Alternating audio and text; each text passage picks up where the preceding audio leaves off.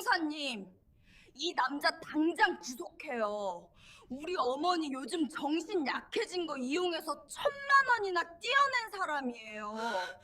차가운 형광등 불빛이 쏟아지는 마포 경찰서 조사실. 며느리의 날카로운 고함 소리와 아들의 막말이 경찰서를 쩌렁쩌렁 울리고 있었습니다. 아들과 며느리의 서슬 퍼런 기세에 눌려 저는 떨리는 입술로 간신히 중얼거릴 뿐이었습니다. 아니야. 그런 거 아니야. 이 사람은 그런 사람이 아니라고. 하지만 제 목소리는 탐욕에 눈먼 자식들의 아우성에 묻혀버리고 말았죠. 바로 그때 고개를 숙이고 있던 낡은 점퍼 차림의 그 남자가 천천히 입을 열었습니다. 말씀 참 가려서 못하시네. 뭐, 당신 지금 뭐라 그랬어? 이게 어디서 눈을 똑바로 뜨고. 당신들 부부가 목숨 거는 그 프랜차이즈 본사 대표가 나라면 얘기가 좀 달라지나? 자, 받으시죠. 당신들 매장 가맹계약 해지 통보서입니다. 며느리가 파놓은 덫에 제 발로 걸어 들어온 건 제가 아니라 며느리였습니다. 낡은 운동화 속에 숨겨진 50억보다 값진 반전 드라마. 사연 시작 전 구독과 좋아요로 함께 해주세요. 차가운 대리석 바닥에서 올라오는 냉기가 발바닥을 타고 심장까지 기어오르는 듯 했죠. 저는 거실 한복판 6인용 식탁에 덩그러니 혼자 앉아 있었습니다. 식탁 위에는 물에 만 찬밥 한 그릇과 며칠 묵은 김치 한 조각이 전부였어요. 창밖으로는 마포의 화려한 야경이 보석처럼 빛나고 있더군요.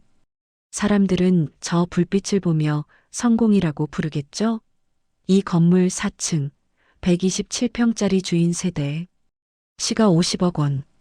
매달 15일이면 어김없이 통장에 꽂히는 월세 1,500만 원. 누군가는 로또 맞은 인생이라며 부러워할지도 모릅니다. 하지만 그들은 모를 거예요. 이 넓은 집에서 내 목소리를 들어주는 건 오직 벽시계의 초침 소리뿐이라는 사실을 말이죠. 띠링. 식탁 위에 엎어두었던 휴대폰이 비명을 질렀어요. 화면을 켜지 않아도 누구인지 알 수 있었죠. 이 시간에 나를 찾는 사람은 세상에 딱 한 명뿐이니까요. 저는 한숨을 삼키며 메시지 창을 열었습니다. 어머니, 카드 내역 보니까 백화점 식품관에서 15만 원 긁으셨네요? 한우 사셨어요? 제가 말씀드렸잖아요. 국거리는 그냥 동네 정육점에서 사셔도 된다고요. 요즘 우리 그이 가게 상황 안 좋은 거 아시면서 다음 달엔 좀 아껴주세요.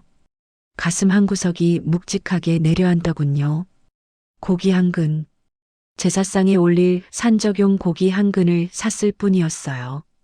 내 입에 들어갈 것도 아니고 죽은 시아버지 제사상에 올릴 고기를 사는 것조차 나는 며느리의 검열을 받아야 했던 겁니다. 손가락이 부들부들 떨렸어요. 답장을 쓰려다 말고 화면을 끄고 엎어버렸죠. 내 이름은 김영숙. 올해로 58입니다. 남들은 아직 청춘이라는데 저는 내 자식에게 그저 걸어다니는 현금 인출기이자 빨리 죽어서 건물 물려줘야 할 노인네일 뿐이었나 봅니다. 영수가 이 건물 완공되면 그때는 우리 여행도 다니고 남들처럼 살자. 고생만 시켜서 미안해. 암 투병 끝에 먼저 간 남편의 목소리가 귓가에 맴돌더군요. 여보, 당신이 남긴 이 건물이 나한테는 감옥이네요. 창틀에 비친 제 얼굴을 보았습니다. 곱게 화장을 했지만 눈가에 내려앉은 그늘은 지워지지 않았더군요. 숨이 막혔습니다. 이 넓은 집이 저를 집어삼킬 것만 같았거든요. 결국 저는 도망치듯 현관으로 향했어요. 슬리퍼를 대충 꿰신고 지갑 하나만 달랑 든 채 말이죠. 1층으로 내려오니 비가 쏟아지고 있었습니다. 일기예보도 없었는데 하늘에 구멍이라도 난 것처럼 장대비가 퍼붓더군요. 우산을 가져오지 않았다는 걸 깨달았지만 다시 올라가고 싶지는 않았어요. 그 적막한 감옥으로 다시 들어가는 게 죽기보다 싫었거든요. 저는 상가 건물 처마 밑에 멍하니 서서 빗줄기를 바라보았죠. 튀어오른 빗물에 바짓단이 젖어 들어갔어요. 차가운 빗물이 발목에 닿자 그제야 정신이 좀 드는 듯 했습니다. 비가 많이 오네요. 낮고 부드러운 목소리였어요. 놀라서 고개를 돌려보니 언제부터 서 있었는지 모를 한 남자가 제 옆에 서 있더군요. 30이나 되었을까요? 비에 젖은 머리카락이 이마에 달라붙어 있었고 입고 있는 회색 후드 티셔츠는 목이 다 늘어나 있었죠. 무엇보다 제 시선을 끈 건 그의 신발이었습니다. 뒷굽이 다 닳아서 기울어진 흙탕물이 잔뜩 묻은 흰색 운동화. 저도 모르게 눈살을 찌푸릴 뻔했어요. 아마 제 며느리가 봤다면 거지 같다며 피했을 행색이었으니까요. 그런데 이상했죠. 남자의 눈동자가 너무 맑았습니다. 마치 길 잃은 강아지처럼 처연하면서도 깊은 눈. 그 눈이 저를 빤히 바라보고 있더군요. 우산 없으시죠? 남자가 불쑥 자신이 쓰고 있던 검은색 우산을 제 쪽으로 기울였어요. 순간 그의 왼쪽 어깨가 빗줄기에 그대로 노출되었습니다. 아니에요. 금방 그치겠죠. 그쪽도 다 젖잖아요. 저는 괜찮습니다. 어르신이 비 맞으면 감기 드세요. 요즘 감기 독하던데. 어르신이라는 단어가 묘하게 가슴을 찔렀지만 기분 나쁘지는 않았습니다. 그의 목소리에는 며느리나 아들에게서 한 번도 느껴보지 못한 걱정이 묻어 있었으니까요. 남자는 제 대답도 듣지 않고 손잡이를 쥐어주더군요. 투박하고 거친 손이었어요. 하지만 그 손에서 전해지는 온기는 놀라울 정도로 따뜻했습니다. 이거 쓰고 가세요. 그럼 학생은 어쩌고. 저는 뛰어가면 됩니다. 집이 바로 저기라서요. 그는 싱긋 웃어 보였죠. 눈가에 잡히는 주름마저 선해 보였습니다. 그가 빗속으로 뛰어들려는 찰나 저는 다급하게 그를 불렀어요. 잠깐만요. 이대로 보내면 안 될 것 같았습니다. 평생을 계산적인 사람들 틈에서 살아서일까요? 이런 순수한 호의가 너무 낯설고 또 그리웠던 겁니다. 저는 지갑을 열었어요. 5만 원짜리 지폐 몇 장이 보였지만 왠지 돈을 건네면 이 사람의 마음을 모욕하는 것 같았죠. 주머니를 뒤져 꼬깃꼬깃한 1,000원짜리 몇 장을 꺼내 편의점으로 뛰어가려 했습니다. 하지만 그가 더 빨랐어요. 그는 주머니에서 동전 몇 개를 꺼내더니 자판기에서 따뜻한 캔커피 하나를 뽑아오더군요. 돈 주시면 저 서운해요. 대신 이거 드세요. 손이 많이 차가우시네요. 따뜻한 캔커피가 제 손바닥 위에 놓였습니다. 순간 울컥하고 눈물이 솟구칠 뻔했지 뭐예요. 내 아들은, 내 며느리는 내가 50억짜리 건물을 가지고 있어도 캔커피 하나 사준 적이 없었거든요. 그런데 이름도 모르는 이 낯선 청년이 제 차가운 손을 녹여주고 있는 겁니다. 고마워요. 정말 고마워요. 별 말씀을요. 들어가세요. 그는 꾸벅 고개를 숙이더니 빗속으로 달려나갔습니다. 늘어난 티셔츠가 비에 젖어 등에 달라붙는 뒷모습.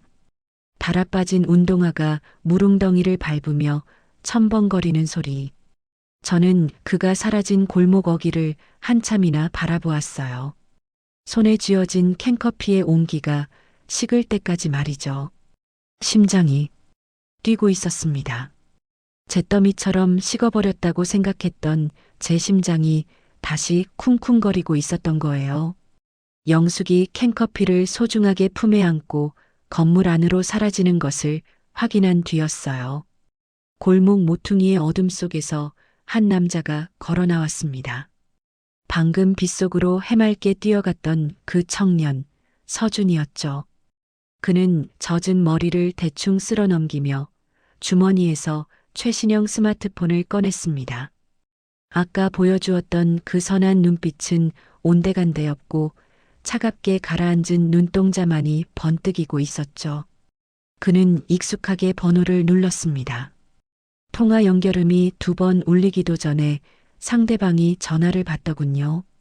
네, 타겟 접촉했습니다. 수화기 너머로 여자의 날카로운 목소리가 들려왔습니다.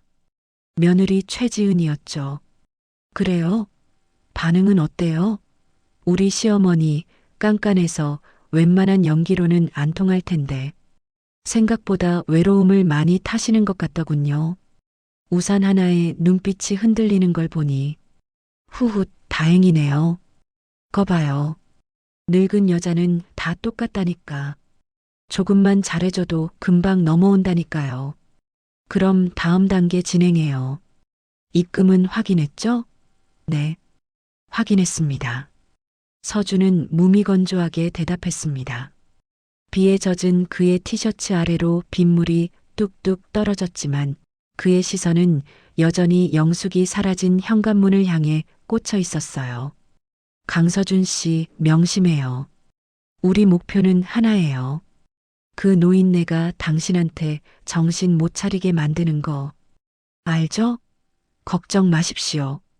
시나리오대로 완벽하게 속여드리겠습니다. 전화를 끄는 서준의 입가에 알 수 없는 미소가 번졌습니다. 그는 빗물에 젖은 휴대폰 액정을 옷자락으로 쓱 닦아냈죠. 액정 위로 메시지 창을 띄운 그는 비서실장에게 짧은 문자 하나를 전송했습니다. 박민호 점주 매장, 위생 점검 등급 D, 계약 해지 서류 준비해. 서준은 그 메시지가 전송되는 것을 확인하고 화면을 껐습니다. 어둠 속에서 그의 낡은 운동화가 빗물 웅덩이를 밟고 지나갔죠. 흙탕물이 튀었지만 그는 전혀 신경 쓰지 않는 눈치였습니다. 이 연극의 끝이 누군가에게는 비극이 또 누군가에게는 통쾌한 희극이 될 것임을 그는 이미 알고 있었으니까요. 사람의 마음을 훔치는 게 세상에서 제일 쉬운 일이라고 누가 그랬던가요? 특히나 외로움에 사무친 사람의 마음은 툭 건드리기만 해도 와르르 무너져 내리는 모래성 같다는 걸 그때의 저는 미처 알지 못했습니다. 비 오는 날의 그 우연한 만남 이후 며칠이 지났을 무렵이었어요.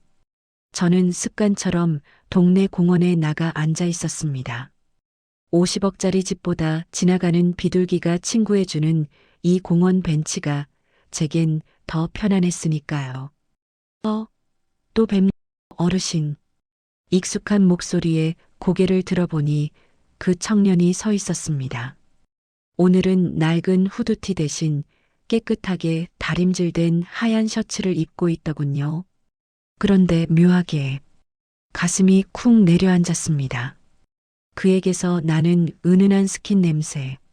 그건 제 남편이 생전에 즐겨 쓰던 지금은 단종되어 구하기도 힘들다는 그 올드한 브랜드의 향기였거든요. 아, 청년이네. 여기서 또 보네요. 네, 제가 이 근처에서 알바를 하거든요. 참, 식사는 하셨어요? 그가 자연스럽게 제 옆에 앉았습니다. 적당한 거리감 하지만 온기가 느껴지는 거리. 그는 봉지에서 붕어빵 2개를 꺼내 하나를 제게 건넸습니다. 슈크림 말고 팥 좋아하시죠? 어르신들 입맛엔 역시 팥이더라고요. 저는 깜짝 놀랐습니다. 저는 슈크림 붕어빵의 그 느끼한 맛을 싫어해서 늘 팥만 고집했거든요. 제 아들조차 엄마는 까다롭게 뭘 가려 먹어? 라고 타박하던 그 사소한 취향을 이 낯선 청년은 알고 있었던 겁니다. 어머, 어떻게 알았어? 나 팥 좋아하는 거. 그냥요. 느낌이 딱 오던데요? 인상이 참 고우셔서 달달한 팥이 어울리실 것 같아서요. 그의 넉살 좋은 웃음에 저도 모르게 피식 웃음이 터졌습니다. 남편이 죽고 처음으로 소리내어 웃어본 것 같았죠. 우리는 붕어빵을 나눠 먹으며 이런저런 이야기를 나눴습니다. 그는 자신이 연극배우 지망생이라고 했습니다. 가난해서 알바를 전전하지만 꿈을 포기하지 않고 있다고 눈을 반짝이며 말했죠. 그 모습이 어찌나 기특하고 짠하던지. 마치 제 아들이 어릴 적 엄마 나 꼭 성공할게라고 말하던 그때의 모습이 겹쳐 보이더군요. 하지만 저는 꿈에도 몰랐습니다. 그의 주머니 속에 들어있는 스마트폰 녹음기가 돌아가고 있다는 사실을요. 그리고 그 모든 대화가 제 며느리가 써준 치밀한 각본이었다는 사실을 말이죠. 강남의 한 고급 카페 구석진 자리. 며느리 지은은 서준의 앞에 두툼한 서류 봉투 하나를 툭 던졌습니다. 봉투 겉면에는 타겟 분석 김영숙이라는 라벨이 붙어 있었죠. 자, 이거 다 외워요. 우리 시어머니 취향 분석표예요. 지은은 빨대로 아이스 아메리카노를 쪽 빨아먹으며 마치 물건 설명하듯 시어머니에 대해 브리핑했습니다. 일단 노래는 트로트는 딱 질색하세요. 의외죠? 옛날 팝송, 카펜터스 좋아하세요. 그러니까 만날 때 흘러간 팝송 같은 거 흥얼거리면 점수 따는 거예요. 그리고 식성. 느끼한 거 싫어하고 무조건 한식. 된장찌개에 청양고추 넣어 드시는 거 좋아하니까 나중에 밥 먹을 일 있으면 저도 매운 거 좋아해요 하면서 맞장구 치시고요. 서준은 서류를 넘겨보았습니다. 거기엔 영숙의 기상시간, 산책 코스, 자주 가는 병원, 심지어 죽은 남편이 쓰던 스킨 브랜드까지 적혀 있었죠. 소름 끼칠 정도의 집착이었습니다. 시어머니를 존경해서가 아니라 약점을 잡아내기 위한 집착. 제일 중요한 거. 남편이랑 사별한 지 5년 됐는데 아직도 남편 못 잊어서 청승 떨고 계시거든요. 그러니까 컨셉을 죽은 남편의 젊은 시절로 잡는 거예요. 듬직하면서도 약간 챙겨줘야 할 것 같은 모성의 자극 스타일. 오케이. 지은은 턱으로 서준의 낡은 운동화를 가리키며 비웃듯 덧붙였습니다. 그 꼬질꼬질한 행색은 합격이네요. 우리 어머니가 또 불쌍한 꼴을 못 보시거든. 돈 없는 척, 배고픈 척 연기 좀 하면 금방 지갑 여실 거예요. 서준은 말없이 커피잔을 만지작거렸습니다. 눈앞에 이 여자가 자신의 가맹점주 부인이 아니었다면 당장이라도 뜨거운 커피를 끼얹고 싶은 충동이 일었지만 꾹 참았죠. 걱정 마시죠. 제가 연기는 좀 합니다. 좋아요. 착수금 200 입금했으니까 일주일 안에 진도 빼요. 손잡는 사진이라도 건져와야 2차금 드립니다. 지은은 명품 가방을 챙겨 들고 쌩하니 나가버렸습니다. 홀로 남은 서준은 타겟 분석표를 내려다보았습니다. 서류 속 김영숙의 사진. 환하게 웃고 있지만 눈가에는 짙은 외로움이 배어있는 여자의 얼굴. 며느리가 시어머니를 팔아넘기는 세상이라. 서준은 씁쓸하게 웃으며 서류를 가방에 쑤셔 넣었습니다. 공원 벤치에서 서준은 영숙의 옆모습을 훔쳐보았습니다. 며느리의 지시대로 카펜터스의 노래를 흥얼거렸을 때 화들짝 놀라며 소녀처럼 좋아하던 영숙의 얼굴이 잊히지 않았습니다. 어머, 청년이 그 노래를 어떻게 알아? 내 18번인데. 정말요? 우와, 우리 통했네요. 거짓말이었습니다. 하지만 영숙이 좋아하는 모습을 보니 가슴 한구석이 찌르르하게 아파왔습니다. 이 여자는 지금 며느리가 놓은 덫인 줄도 모르고 미끼를 물고 기뻐하고 있는 것입니다. 그 순진함이, 그 무방비함이 서준을 불편하게 만들었습니다. 저기 어르신. 어머, 어르신은 무슨. 편하게 불러요. 영숙 씨라고 해도 되고. 그럼 어머니라고 불러도 될까요? 서준의 입에서 튀어나온 말은 각본에 없던 것이었습니다. 지은은 연인 모드로 가라고 했지 아들 모드로 가라고 하진 않았으니까요. 하지만 서준은 영숙의 눈에서 자신의 돌아가신 어머니를 보았습니다. 어머니? 네. 제가 어릴 때 어머니를 여의어서 그런가. 그냥 어머니 같아서요. 따뜻하신 게 영숙의 눈시울이 붉어졌습니다. 그녀는 떨리는 손으로 서준의 손등을 살포시 덮었습니다. 그래. 나도 아들이 하나 있는데 이렇게 살갑게 얘기해 본 지가 언제인지 모르겠네. 그래, 아들 해. 아들하면 되지. 따뜻했습니다. 거짓으로 시작된 관계였지만 맞잡은 손의 온기만큼은 진실이었습니다. 그때 서준의 주머니 속 휴대폰이 진동했습니다. 화면을 보지 않아도 알 수 있었습니다. 멀리서 이 장면을 지켜보고 있을 며느리 지은이 보내는 독촉 문자겠죠. 나이스. 손잡았네. 이제 집으로 유인해요. 오늘 안에 안방까지 들어가는 거예요. 서준은 잡힌 손을 뺄 수도 더 꽉 잡을 수도 없었습니다. 자신의 정체를 숨긴 채 사냥개 노릇을 해야 하는 CEO. 그리고 사냥감인 줄도 모르고 사냥꾼의 손을 잡아버린 외로운 건물주. 이 위험한 연극은 이제 막 이막을 올리고 있었습니다. 남편이 떠난 지 5년.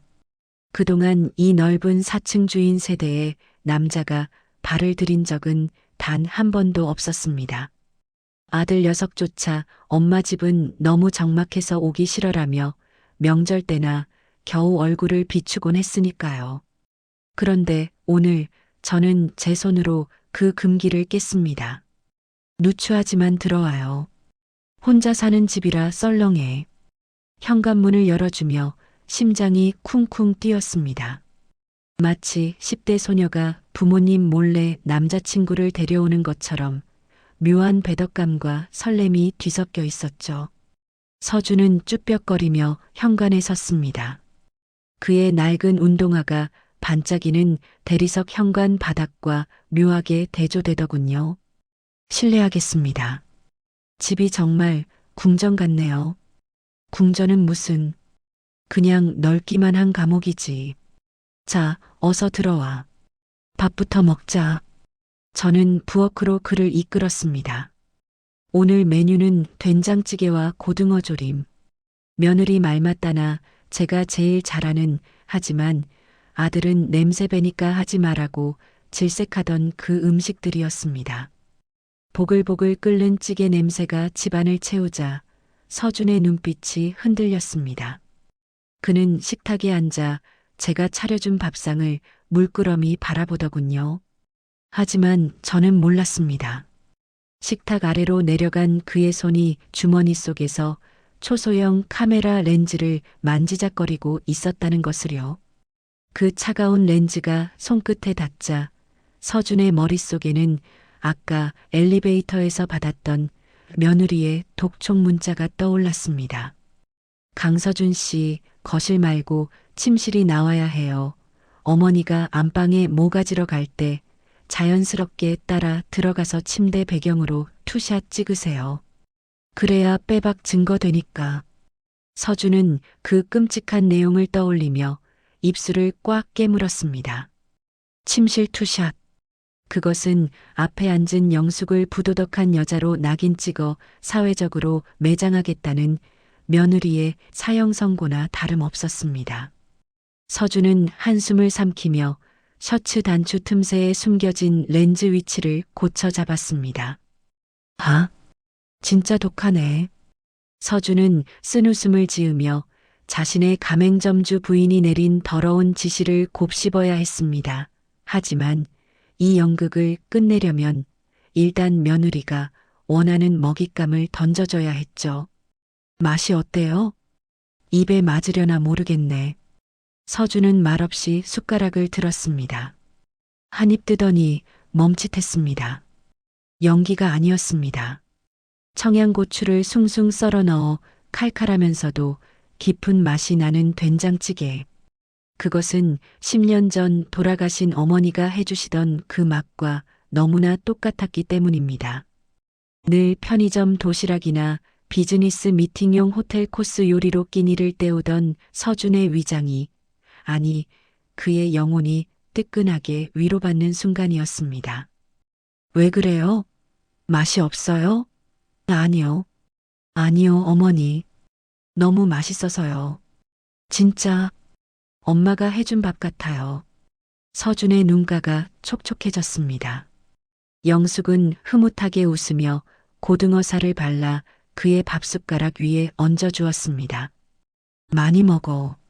젊은 사람이 왜 이렇게 말랐어? 아휴, 밥은 먹고 다니는 건지. 그때였습니다. 서준이 자세를 고쳐 앉으려고 다리를 꼬는 순간 식탁 아래로 그의 발이 드러났습니다. 그가 신고 있는 회색 양말. 엄지발가락 부분이 하얗게 닳아 구멍이 뻥 뚫려 있었죠. 부유한 CEO인 그가 완벽한 가난한 배우 연기를 위해 일부러 구멍낸 양말을 신고 온 것이었습니다. 서준은 황급히 발을 감추려 했지만 영숙의 눈이 더 빨랐습니다. 어머 세상에. 양말이 그게 뭐야? 아, 아닙니다. 제가 깜빡하고.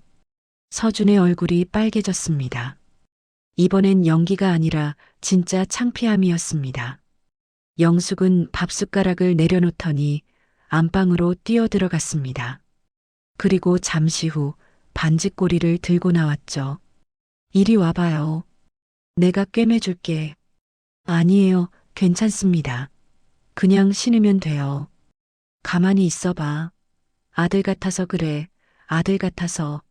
내 아들놈도 대학 다닐 때 맨날 양말 구멍 내서 다녔는데 이거 보니까 마음이 짠해서 그래. 영숙은 억지로 서준의 양말을 벗겼습니다. 그리고 돋보기를 쓰고 그 거친 발을 자신의 무릎 위에 올려놓은 채 한 땀 한 땀 바느질을 시작했습니다. 오후의 햇살이 영숙의 구분 등 위로 쏟아졌습니다. 바늘을 쥔 그녀의 손은 투박했지만 그 손길은 세상 어떤 명품보다 귀했습니다. 서준은 숨을 멈췄습니다. 셔츠 속에 숨겨진 카메라가 이 장면을 찍고 있을까봐 그는 본능적으로 가슴을 손으로 가렸습니다. 이건 찍으면 안 된다. 이런 장면을 그 더러운 며느리의 먹잇감으로 던져줄 순 없다. 다 됐다. 이제 발 안 시릴 거야. 영숙이 환하게 웃으며 기워진 양말을 내밀었습니다. 삐뚤빼뚤하지만 튼튼하게 기워진 구멍. 서준은 그 양말을 받아들고 목이 메어 아무 말도 할 수 없었습니다. 그는 결심했습니다. 이 여자를 지켜야겠다고. 단순히 가맹점주를 테스트하는 차원이 아니라 이 어머니를 괴롭히는 저 악마 같은 자식들을 내 손으로 반드시 심판하겠다고. 감사합니다. 어머니. 서준의 목소리가 낮게 깔렸습니다. 그는 화장실에 다녀오겠다며 일어섰습니다.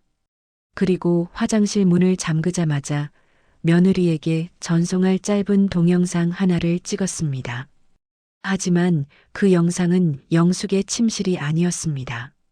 그저 영숙의 집 거실벽에 걸려있는 가족 사진이었죠. 그 사진 속에서 활짝 웃고 있는 아들과 며느리의 얼굴. 서준은 그 사진을 클로즈업하며 으르렁거렸습니다. 웃어둬라. 그 웃음 얼마 안 남았으니까. 화장실 거울 속에 비친 서준의 눈빛은 더 이상 가난한 연극 배우의 눈빛이 아니었습니다. 사냥감을 노리는 맹수의 눈빛이었죠. 그날 밤 저는 좀처럼 잠을 이룰 수가 없었습니다. 눈을 감으면 자꾸만 서준 청년의 그 구멍난 양말이 아른거렸거든요. 번듯하게 생긴 청년이 얼마나 돈이 없으면 양말 하나를 못 사신을까. 내 아들은 철마다 백화점 신상 구두를 사시는데 남의 귀한 자식은 낡은 운동화에 구멍난 양말이라니. 가슴 한구석에 돌덩이가 얹힌 듯 답답했습니다. 안 되겠다. 다음 날 아침 저는 은행 문이 열리자마자 창구로 달려갔습니다. 제 비밀 금고에 넣어두었던 통장 하나를 꺼내 들었죠. 남편이 죽기 전 비상금으로 쓰라고 남겨준 며느리는 존재조차 모르는 통장이었습니다. 어머, 김 여사님. 오늘 큰돈 찾으시네요? 쓸 데가 좀 있어서. 1,000만 원. 전부 현금으로 줘요. 5만 원짜리로 빳빳한 놈으로다가. 창구 직원이 놀란 눈으로 저를 쳐다봤습니다. 요즘 세상에 1,000만 원을 현금으로 찾아가는 사람이 어디 있겠어요. 하지만 저는 카드를 긁을 수가 없었습니다. 카드를 쓰면 귀신같이 알고 전화해 대는 며느리 때문이었죠. 남자 양복 결제 내역이 뜨면 또 얼마나 꼬치꼬치 캐물을지 생각만 해도 머리가 지끈거렸거든요. 차라리 현금이 속 편했습니다. 돈다발이 든 두툼한 봉투를 가방 깊숙이 넣고 나오는데 왠지 모르게 가슴이 두근거렸습니다. 마치 007 작전을 수행하는 요원이라도 된 기분이었죠. 저는 곧장 백화점 남성복 매장으로 향했습니다. 이거 마네킹이 입고 있는 거 풀세트로 주세요. 제일 좋은 원단으로. 아유, 사모님. 아드님 선물이신가 봐요? 아드님이 키가 크신가 보네요. 점원의 말에 저는 잠시 머뭇거렸습니다. 아들. 그래요. 아들 같은 마음이었으니까요. 네. 우리 아들이 입을 거예요. 아주 잘생긴 아들이요. 저는 서준의 치수를 떠올리며 최고급 캐시미어 코트와 정장, 그리고 튼튼한 구두까지 골랐습니다. 서준 청년이 이걸 입고 환하게 웃을 모습을 상상하니 제 입가에도 저절로 미소가 번졌습니다. 50억짜리 건물을 가지고 있어도 느껴보지 못한 돈 쓰는 즐거움이 바로 이런 거구나 싶더군요. 쇼핑을 마친 저는 남은 현금을 다시 봉투에 잘 챙겨 넣었습니다. 약 400만 원 정도가 남아 있었죠. 이건 서준 청년 용돈이나 하라고 줘야겠다. 밥 좀 든든히 사 먹게. 저는 가벼운 발걸음으로 집으로 돌아왔습니다. 그리고 서준에게 문자를 보냈죠. 서준 청년, 오늘 저녁에 잠깐 들를 수 있어? 줄 게 있어서 그래. 하지만 저는 꿈에도 몰랐습니다. 제가 은행 창구에서 돈을 찾던 그 시각, 제 휴대폰에 깔려있던 스파이 앱이 작동하고 있었다는 사실을요. 빙고. 카운터에 앉아있던 지은이 소리를 질렀습니다. 그녀의 휴대폰 화면에는 영숙의 은행 거래 알림이 떠 있었습니다. 은행 출금 1,000만 원. 지은은 입을 틀어막고 낄낄거렸습니다. 손이 부들부들 떨릴 정도로 흥분된 상태였죠. 여보, 빨리 와봐. 대박 터졌어. 주방에서 멍하니 팔을 다듬던 민호가 뛰쳐나왔습니다. 왜? 로또라도 됐어? 로또보다 더한 거지. 어머니가 지금 현금으로 1,000만 원을 인출했어. 1,000만 원을. 어머, 엄마가 돈이 어딨어서? 숨겨둔 딴 주머니가 있었나 보지. 근데 그게 중요한 게 아니야. 이 타이밍에 현찰 1,000만 원? 이거 100% 그 배우 놈한테 갖다 바치려는 거야. 민호의 얼굴이 불그락푸르락해졌습니다. 엄마가 진짜 정신이 어떻게 되신 거 아냐? 1,000만 원이 누구 집게 이름이야? 내 사업 자금 해달랄 땐 없다더니 생판 남인 놈한테 그 돈을 줘? 그러니까 이건 기회야, 여보. 어머니가 제 정신 아니라는 확실한 증거라고. 지은은 눈을 번뜩이며 휴대폰을 들어 어딘가로 전화를 걸었습니다. 서준이 아니었습니다. 고모님? 저 지은이에요. 큰일 났어요. 어머니가 지금, 네, 사기꾼한테 홀리신 것 같아요. 지금 1,000만 원이나 들고 그 남자 만나러 가신대요. 네, 당장 오셔야죠. 친척들 다 부르세요. 오늘 단판 지어야 해요. 전화를 끊은 지은은 민호를 보며 비릿하게 웃었습니다. 오늘이야. 어머니 성년 후견인 신청하고 건물 관리권 뺏어올 명분 만드는 날. 그 남자랑 돈 주고받는 현장만 덮치면 끝이야. 그래도 엄마 놀라시지 않을까? 아, 당신 바보야. 지금 엄마 걱정할 때야. 우리 가게 망하기 일보 직전이라고. 그 건물만 넘어오면 당신 프랜차이즈 2호점도 낼 수 있고 벤츠도 뽑을 수 있어. 정신 차려. 민호는 꿀꺽 침을 삼켰습니다. 욕망이 효심을 집어삼키는 순간이었습니다. 그래. 엄마를 위해서야. 사기꾼한테 돈 뜯기는 거 막는 거니까. 우리가 효도하는 거지. 지은과 민호는 가게 문을 닫았습니다. 마치 사냥을 나가는 하이에나 떼처럼 그들은 영숙의 집을 향해 출발했습니다. 그 시각 아무것도 모르는 영숙은 식탁 위에 선물 상자와 돈 봉투를 예쁘게 올려두고 서준을 기다리고 있었습니다. 초인종 소리가 울렸습니다. 왔구나. 영숙은 들뜬 소녀처럼 현관으로 달려나갔습니다. 하지만 인터폰 화면에 비친 것은 서준의 얼굴이 아니었습니다. 잔뜩 도끼가 오른 며느리 지은과 씩씩거리는 아들 민호, 그리고 굳은 표정의 시누이들과 친척들이 현관 앞에 떼거지로 서 있었습니다. 어머니, 문 여세요. 그놈 안에 있는 거 다 알아요. 현관문을 두드리는 소리가 천둥 소리처럼 영숙의 심장을 때렸습니다.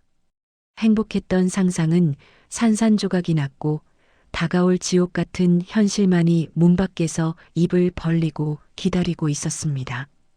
현관문이 쾅 열리더니 거친 발소리들이 제 집 거실을 점령했습니다.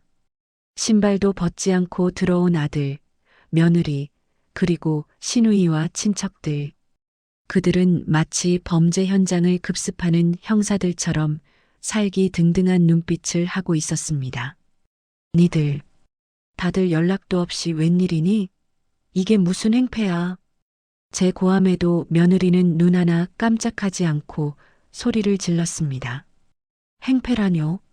어머니가 지금 제정신이 아니니까 저희가 달려온 거 아니에요. 그 남자 어디 숨겼어요? 빨리 나오라고 해요. 며느리는 신발을 신은 채로 안방 문을 벌컥 열어젖혔습니다.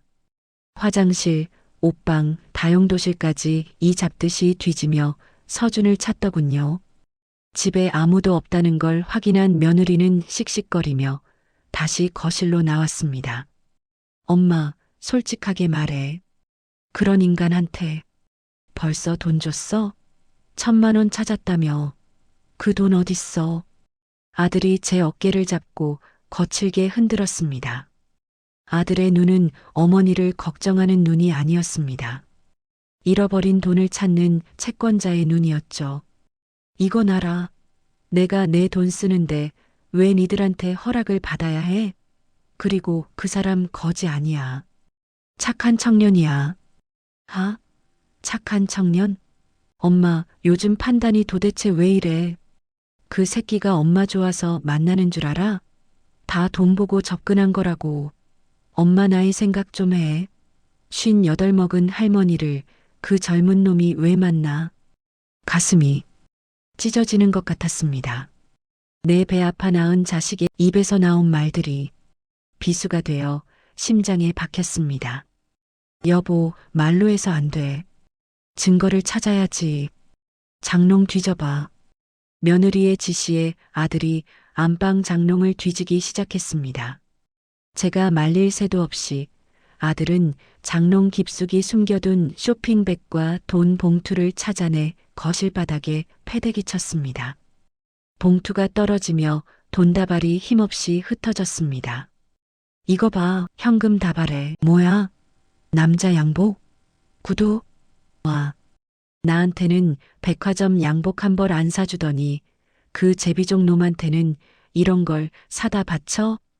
함부로 말하지 마. 그 청년 추운 날 낡은 옷 입고 다니는 게 짠해서 밥이나 사 먹으라고 주려던 거야. 저는 바닥에 흩어진 옷가지를 주워 담으려 했습니다. 하지만 며느리가 하이힐 굽으로 그 옷을 잔인하게 밟아버렸습니다. 어머니, 정신 차리세요. 어머니, 지금 로맨스 스캠 당하고 계신 거라고요. 저희가 뒷조사 안 했으면 큰일 날 뻔했어요. 자, 이거 보세요. 며느리가 가방에서 서류 한 장을 꺼내 제 눈앞에 들이밀었습니다. 거기엔 서준의 얼굴 사진과 함께 붉은 글씨로 전과 기록이 적혀 있었습니다. 강서준, 37세. 전과 3범이에요. 사기, 공갈, 협박. 주로 외로운 중년 여성들 꼬셔서 돈 뜯어내고 잠적하는 상습범이라고요. 이게 팩트예요, 어머니. 눈앞이 캄캄해졌습니다. 사기, 전과 3범. 그 순한 눈망울을 가진 청년이 내 구멍 난 양말을 보고 눈물 글썽이던 그 청년이 그럴 리 없어. 거짓말이야. 그 청년이 얼마나 착한데. 나한테 따뜻한 밥 한 끼 얻어먹고 고마워하던 사람이야. 옳게 정신 차려. 요즘 사기꾼들이 얼마나 연기를 잘하는데. 지은이가 아니었으면 옳게 건물까지 다 날릴 뻔했어. 친척들까지 혀를 차며 저를 한심하다는 듯 쳐다봤습니다. 저는 철저히 고립되었습니다. 믿었던 서준에 대한 신뢰가 흔들리기 시작했고 가족들의 모욕적인 시선에 숨이 막혀왔습니다. 엄마, 이제 알겠지? 엄마는 지금 정상적인 판단이 안 돼. 그러니까 당분간 이 집이랑 건물 관리는 우리가 맡을게. 엄마는 그냥 용돈이나 받아서 써. 그래요, 어머니. 그리고 이 남자, 우리가 경찰에 신고할 거예요. 1,000만 원 갈취 미수로요. 어머니는 그냥 가만히 계세요. 저희가 시키는 대로만 하면 아무 문제 없으니까. 며느리는 승리자의 미소를 지으며 흩어진 돈다발을 챙겨 자신의 가방에 넣었습니다. 내 돈인데. 내가 아끼고 모은 돈인데. 그들은 마치 전리품을 챙기듯 너무나 당연하게 가져갔습니다. 안 돼. 신고하지 마.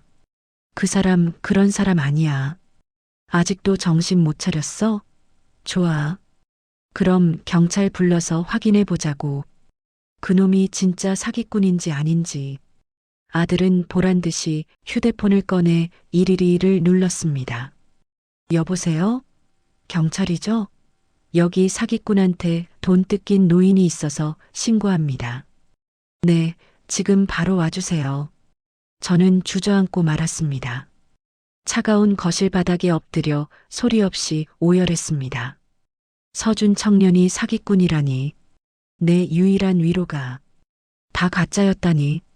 하지만 그보다 더 무서운 건 나를 노인 취급하며 내 모든 것을 뺏어가는 저 자식들의 탐욕스러운 눈빛이었습니다.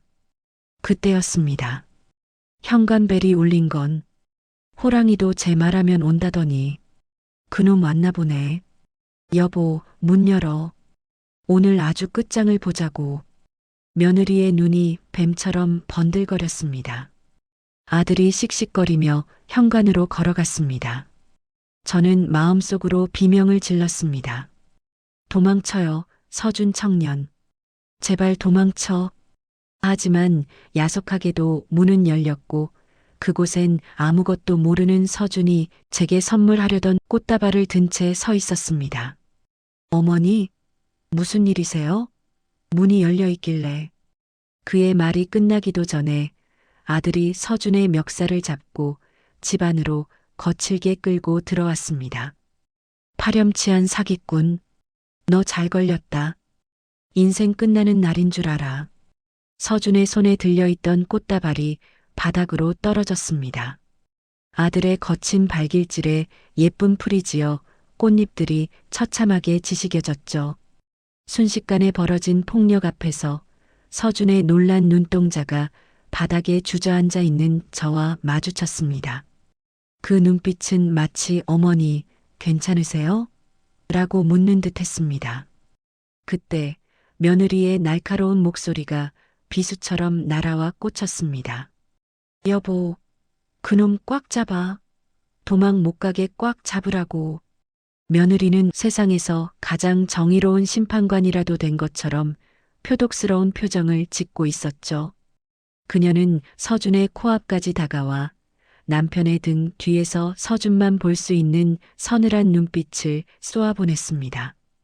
입모양은 소리 없이 움직였지만 그 의미는 명확했습니다. 안 그러면 가만 안 둬. 그녀는 곧장 뒤를 돌아 쓰러진 저를 향해 소리쳤습니다. 어머니, 똑똑히 보세요. 저희가 어머니 재산 지켜드리는 거예요. 지금 당장 경찰서로 끌고 갈 거니까 그런 줄 아세요.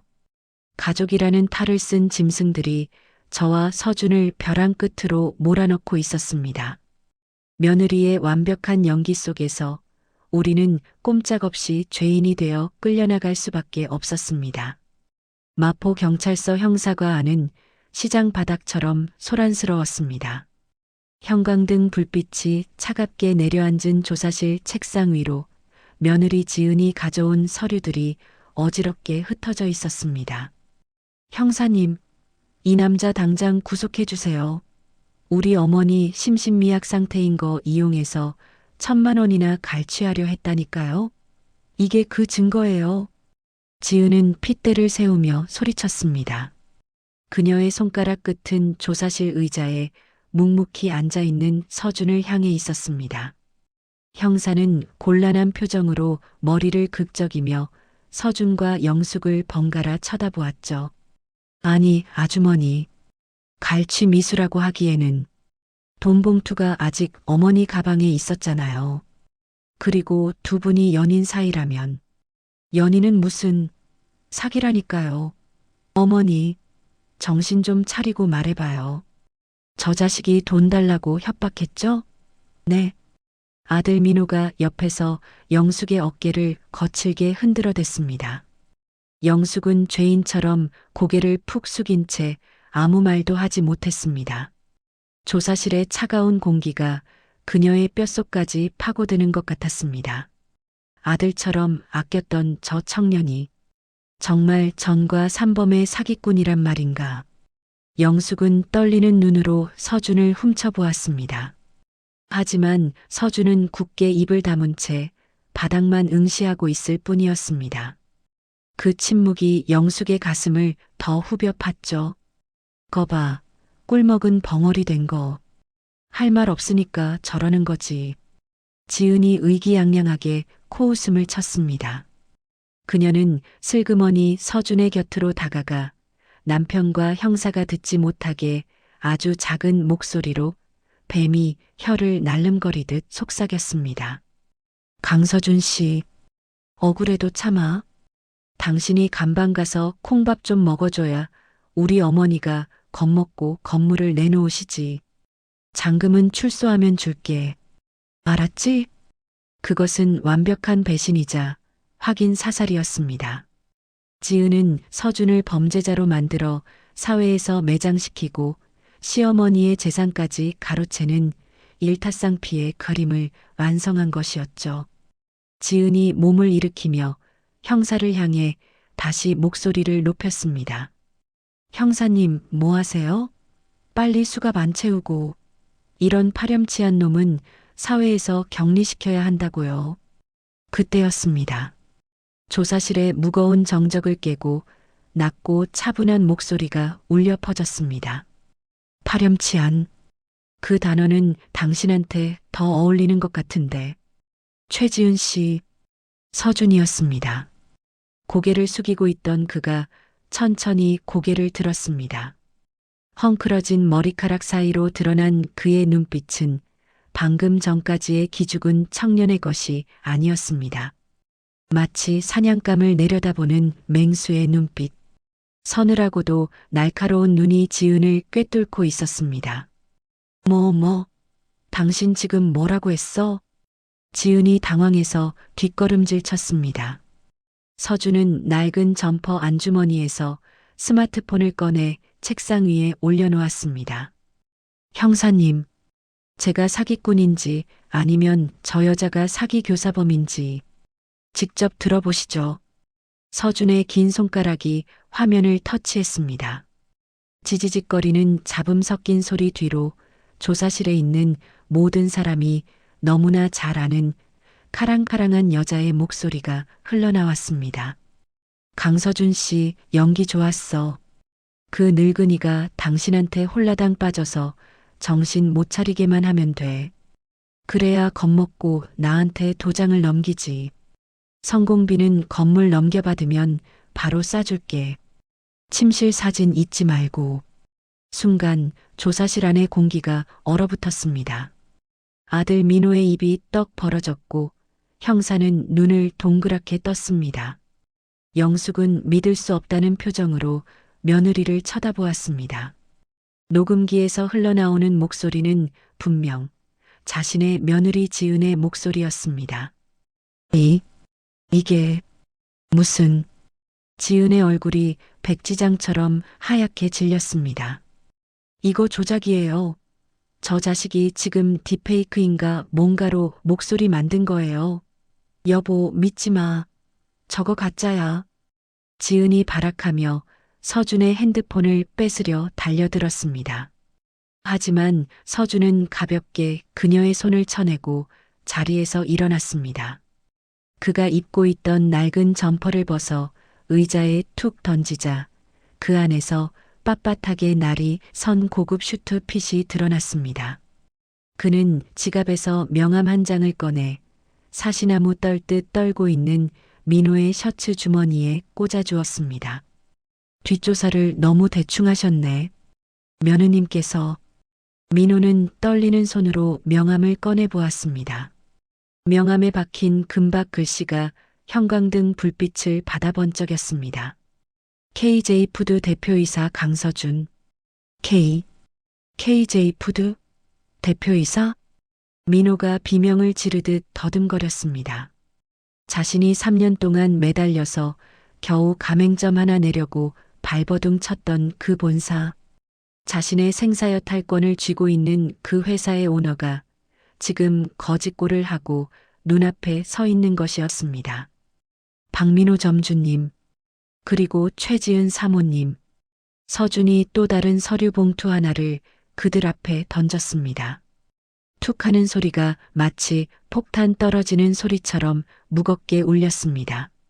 당신들이 그토록 원하던 계약서입니다. 다만 체결이 아니라 해지 통보서라는 게 좀 다르지만. 네, 대표님. 그게 무슨... 이유는 당신들이 더 잘 알 텐데. 위생점검 D등급. 그리고 본사 대표를 거짓 취급하고 모욕한 죄. 이 정도면 계약 해지 사유로 충분하지 않나?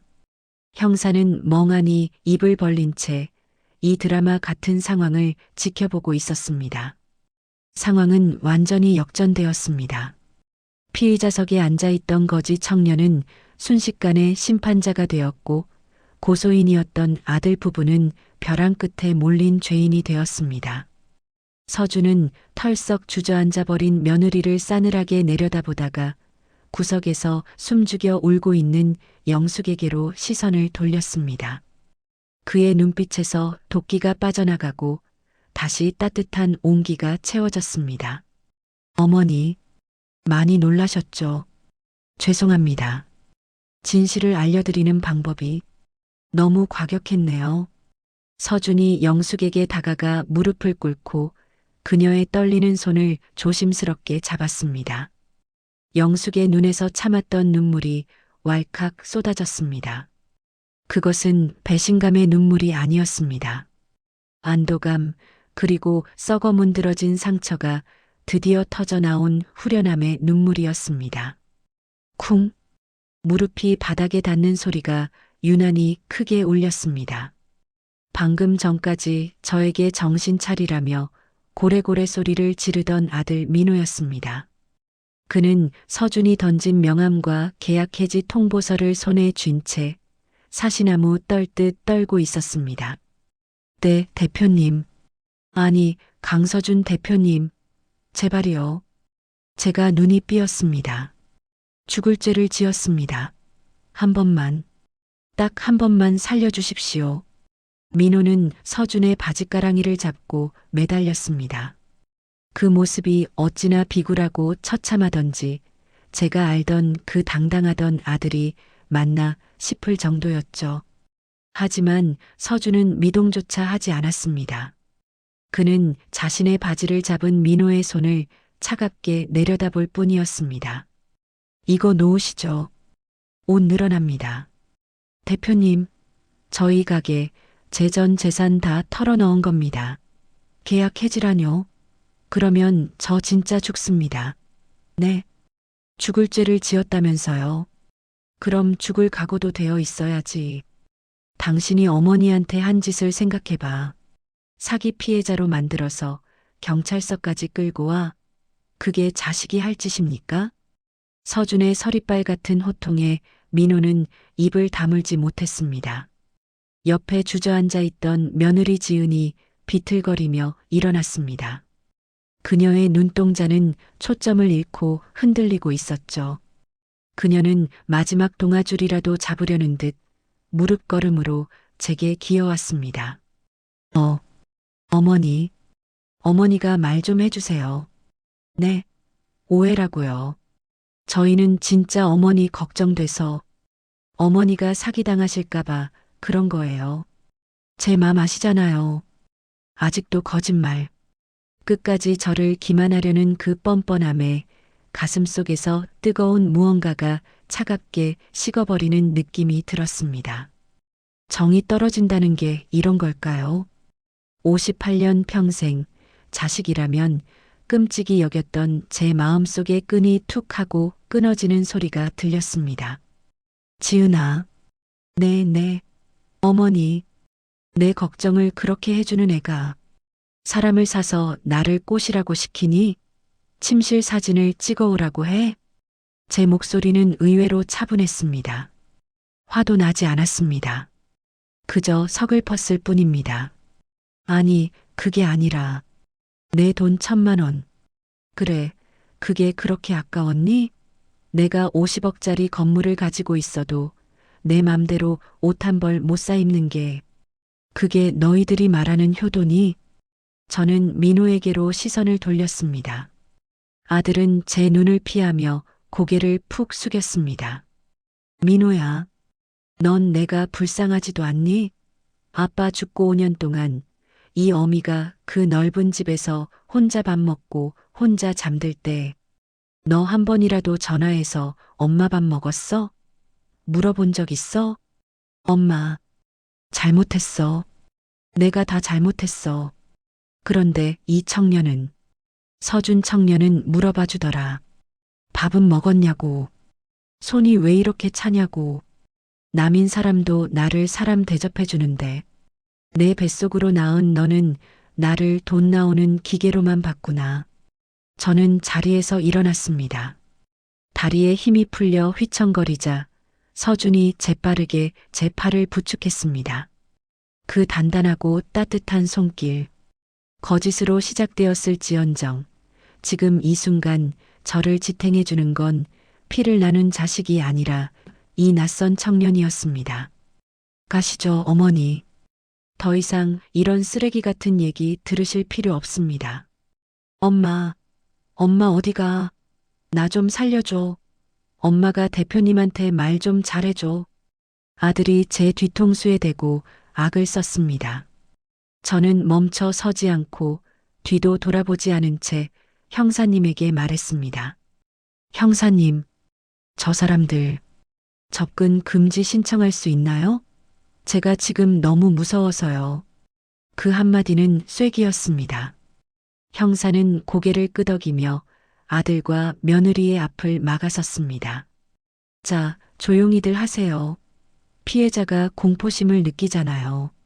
일단 두 분은 사기 미수 및 무고죄 혐의로 조사 좀 더 받으셔야겠습니다. 경찰서 문을 열고 밖으로 나왔습니다. 차가운 밤 공기가 훅 끼쳐왔지만 오히려 상쾌했습니다. 하늘에는 별이 총총히 떠 있었고 경찰서 앞에는 웬 거대한 검은색 세단 한 대가 서 있었습니다. 날렵한 곡선의 벤틀리. 서준의 비서가 대기하고 있다가 뒷문을 열었습니다. 타세요. 댁까지 모셔다 드리겠습니다. 저는 차에 타지 않고 서준을 물끄러미 바라보았습니다. 말끔한 슈트를 입은 그는 낡은 운동화를 신었을 때보다 훨씬 멀어 보였습니다. 하지만 눈빛만은 여전했습니다. 빗속에서 우산을 씌워주던 그 선한 눈빛. 대표님이라고 했나요? 강서준 씨. 그냥 아까처럼 서준이라고 불러주세요. 어머니, 고마워요. 그리고 미안해요. 나 때문에 이런 험한 꼴 겪게 해서. 아닙니다. 제가 죄송하죠. 처음부터 솔직하지 못했던 거 용서해 주시겠습니까? 그는 진심으로 고개를 숙였습니다. 저는 떨리는 손을 들어 그의 어깨를 토닥였습니다. 용서할 게 뭐 있어. 자네 아니었으면 난 죽을 때까지 저것들한테 속아서 살았을 텐데. 자네가 내 은인이야. 서준의 눈시울이 붉어졌습니다. 그는 다시 한번 정중하게 차 문을 열어주었습니다. 일단 타시죠. 그리고 오늘 저녁은 제가 진짜 맛있는 거 사드리겠습니다. 된장찌개가 갚아야죠. 저는 피식 웃음을 터뜨리며 차에 올랐습니다. 폭신한 가죽 시트가 제 지친 몸을 감싸 안았습니다. 차창 밖으로 경찰서 유리창 너머 서로 삿대질하며 싸우고 있는 아들과 며느리의 모습이 보였습니다. 마치 무성 영화의 한 장면처럼 그들의 아우성이 더 이상 들리지 않았습니다. 잘 있어라, 내 아들 박민호. 그리고 며느리 최지은.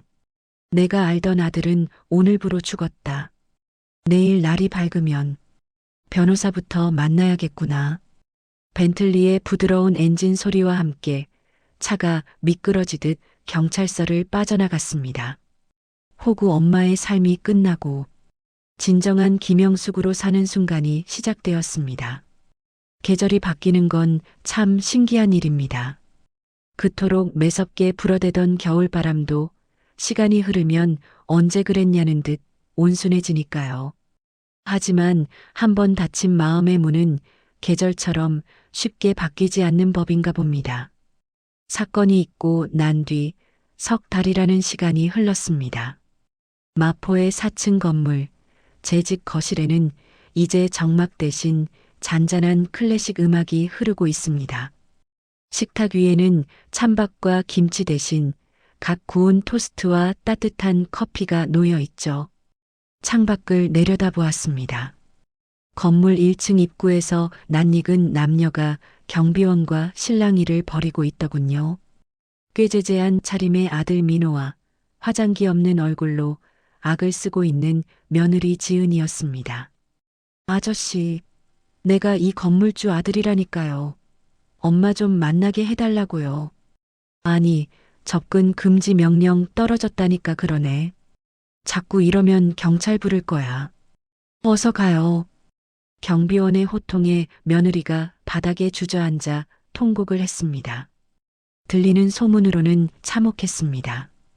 KJ푸드 가맹 계약이 해지된 후 본사로부터 거액의 위약금 청구 소송을 당했다고 합니다. 가게 보증금은 위약금으로 다 날렸고 살던 전셋집마저 빼서 빚을 갚느라 지금은 월세 단칸방을 전전한다고 하더군요. 서로 내 탓이니 싸우다가 이혼 도장을 찍내 만회한다던데 예전 같았으면 가슴이 미어터져서 당장 뛰쳐내려갔을 겁니다. 하지만 지금은 글쎄요. 유리창 너머로 보이는 남의 집 불구경하듯 마음이 차분했습니다. 민호야, 인생은 실전이란다. 내가 그토록 무시하던 어미의 돈이 없으면 세상이 얼마나 추운지 이제 좀 알겠니? 저는 블라인드를 내려버렸습니다. 띠링. 휴대폰이 울렸습니다. 과거엔 며느리의 카드값 독촉 문자였겠지만 지금은 다릅니다. 어머니, 날씨가 너무 좋네요. 오늘 약속 잊지 않으셨죠? 1층에서 기다리고 있습니다.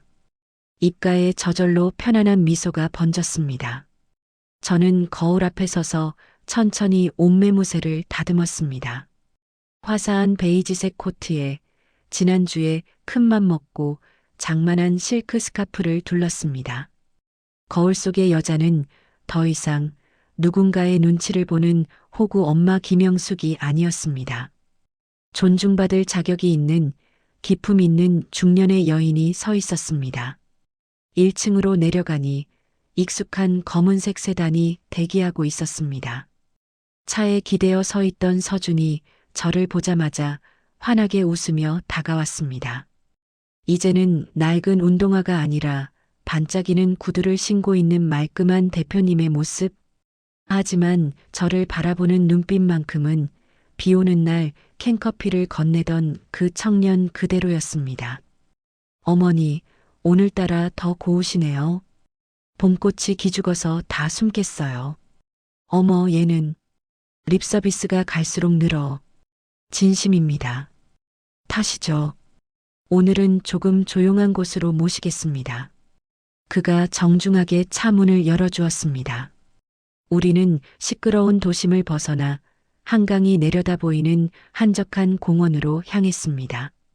강바람이 시원하게 불어왔습니다. 우리는 벤치에 나란히 앉아 햇살에 부서지는 찰랑거리는 강물을 바라보았습니다. 한참 동안 말없이 강물만 바라보아도 어색하지 않은 침묵. 그 편안함이 참 좋았습니다. 서준아, 내 어머니. 사람들이 수군거리지는 않니? 너처럼 젊고 번듯한 사장이 나 같은 늙은이랑 밥 먹고 다닌다고. 제 물음에 서준은 고개를 돌려 저를 빤히 쳐다보았습니다. 사람들이 뭐라고 하든 무슨 상관이에요. 저는 알잖아요. 어머니가 제게 어떤 분인지. 저한테 어머니는 밥 한 끼의 따뜻함을 알려준 분이고 구멍난 양말을 기워준 유일한 분이에요. 제가 가진 빌딩이 몇 채든 통장에 0이 몇 개가 찍히든 저한테 진짜 어른은 어머니 한 분뿐입니다. 그의 담백한 고백에 코끝이 찡해졌습니다. 혈연으로 맺어진 내 자식은 나를 돈으로만 봤는데 남남으로 만난 이 청년은 나를 사람으로, 어른으로 존중해주고 있었습니다. 진짜 가족이란 건 핏줄이 아니라 마음의 온도로 결정되는 게 아닐까요? 저는 가방에서 작은 쇼핑백 하나를 꺼냈습니다. 그날 은행에서 1,000만 원을 찾아서 사려고 했던, 하지만 며느리에게 짓밟혀 전해주지 못했던 바로 그 선물. 다시 백화점에 가서 똑같은 것으로, 아니 더 편한 것으로 골라온 선물이었습니다. 이거 받아. 그때 못 준 거잖아. 서준이 놀란 눈으로 쇼핑백을 열었습니다. 상자 안에는 하얀색 스니커즈가 들어 있었습니다.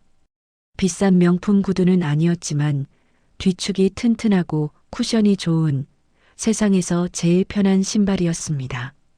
대표님이라고 맨날 딱딱한 구두만 신고 뛰어다니지 말고 가끔은 좀 쉬엄쉬엄 걸으라고. 어머니, 신으라고 사준 거야. 모셔두지 말고. 얼른 신어봐. 서준은 그 자리에서 값비싼 구두를 벗어던지고 제가 사준 운동화로 갈아 신었습니다. 그리고 자리에서 일어나 쿵쿵 발을 구르며 땅을 디뎌보더군요. 와, 정말 편한데요? 날아갈 것 같습니다. 그래, 이제 그 신발 신고 내가 가고 싶은 길 편안하게 걸어가렴.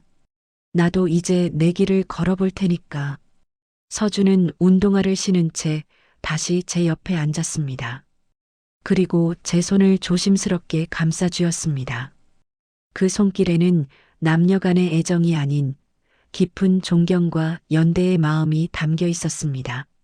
어머니, 이거 하나는 약속할게요. 앞으로 어머니 걸어가시는 길에 자갈밭이 나오면 제가 치워드리고 비가 오면 우산이 되어드릴게요. 아들보다 더 든든한 그런 친구가 되어드리겠습니다. 그러니 어머니는 이제 누구를 위해서도 희생하지 마시고 딱 어머니 자신만을 위해서 사세요. 그의 말에 가슴속에 맺혀있던 마지막 응어리가 눈 녹듯 사라지는 기분이었습니다. 저는 서준의 손을 마주 잡으며 고개를 끄덕였습니다. 그래, 고맙다.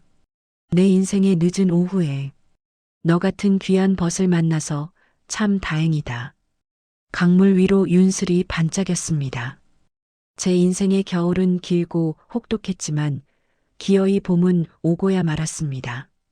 낡은 운동화를 벗어 던지고 새 신발을 신은 서준과 과거의 굴레를 벗어 던지고 오롯이 나로 서게 된 저. 우리는 서로를 마주보며 웃었습니다.